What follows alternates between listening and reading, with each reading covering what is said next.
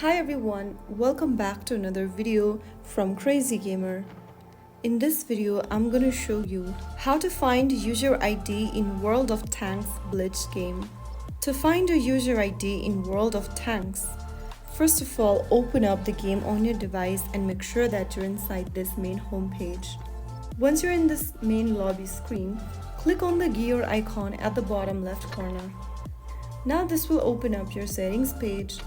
Go to General tab and look for the User ID button.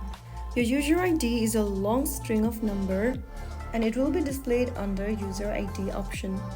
You can write down this user ID in a piece of paper or secure it somewhere else safe. You can also take a screenshot or memorize it if needed. You can use this ID when contacting the support, recovering your account, and reporting an issue. So that is how you find your user ID in World of Tanks Blitz.